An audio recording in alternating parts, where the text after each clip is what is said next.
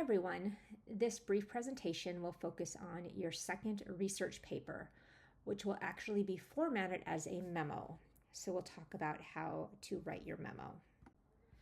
For this assignment, you're going to look at a case study.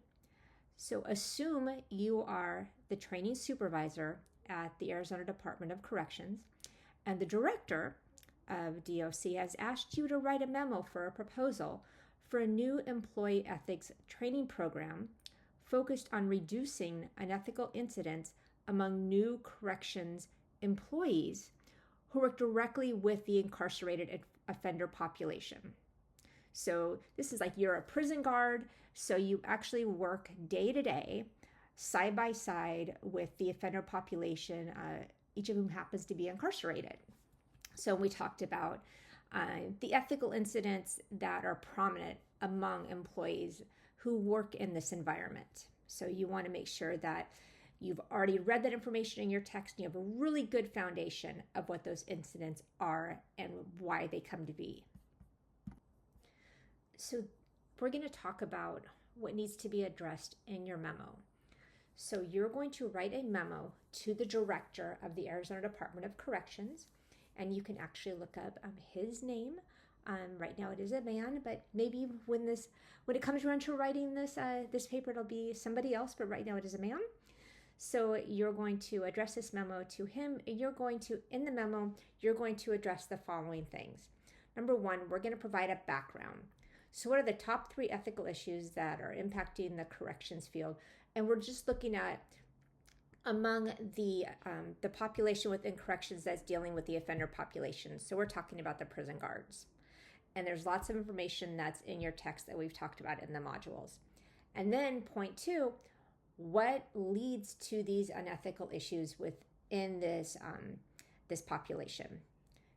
Next is the proposal.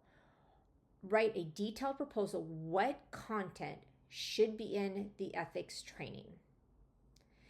And I encourage you to look at other ethics training programs. It doesn't even need to be for corrections, but it could be for law enforcement. Maybe you could try to make some comparisons to the two. It's going to be all about your justification and your analysis. So, which is point 3. So why did you select these items to include in the training? What research supports the need to include these items? Even if you work in the corrections field, none of the information that you're providing can be based on your personal experience. Everything has to be based on your research.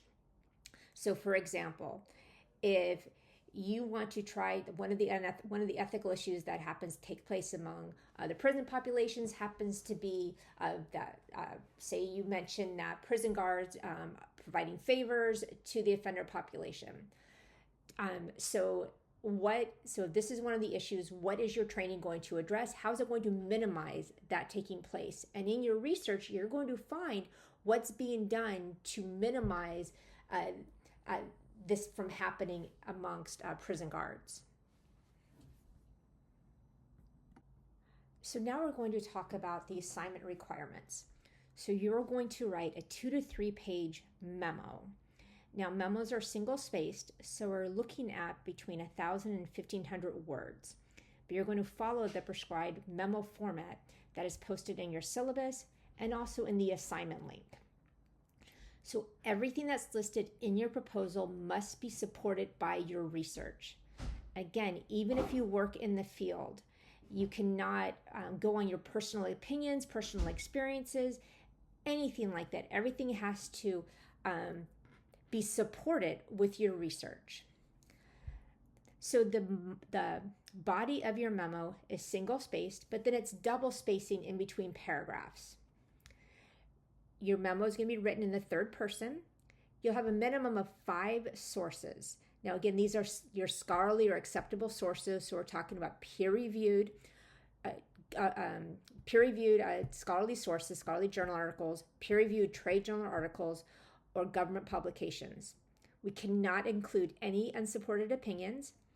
Memos are meant to be read very quickly and understood very quickly. So we want to use very clear and concise language, not flowery, not lots of adjectives, just very clear and concise. Separate the sections with headings or subheadings. A title page and abstract are not required, but if you have them in there, that is totally fine. You do have to have your in-text citations and your reference page in the APA format. This is what the header for your memo will look like. Some extra sources of information. Here's some links here. Again, these are also in your syllabus, so just in case the links aren't working in the PowerPoint, and just some ideas of places to research for corrections.